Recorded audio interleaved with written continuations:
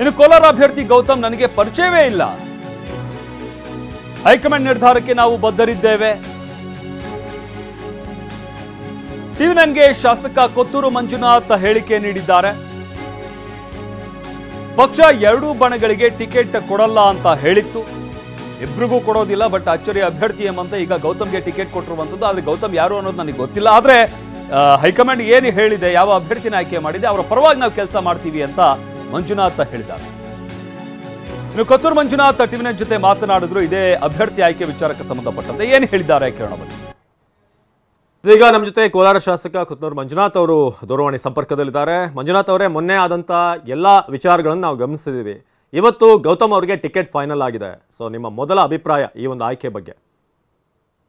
Sir, ಮೊದಲ ಅಭಿಪ್ರಾಯ ಏನಂದ್ರೆ ನಾವು ಸಿಎಂ ಮುನಿಯಪ್ಪ ಬೆಳಗಾನಲ್ಲಿ ಮುನಿಯಂಕಪ್ಪಗೆ ಟಿಕೆಟ್ ಕೊಡ್ಬೇಕು ಅಂತ ನಾವು ಕೇಳಿದ್ವಿ. ಓಕೆ. ಆಮೇಲೆ ಆಪೋಸಿಟ್ ಆಗಿ ನಮ್ಮ ದೇವನಹಳ್ಳಿ ಶಾಸಕರು, ಮಂತ್ರಿಗಳು ಅವ್ರ ಅಲೀನಿಗೆ ಬೇಕು ಅಂತ ಕೇಳಿದ್ರು.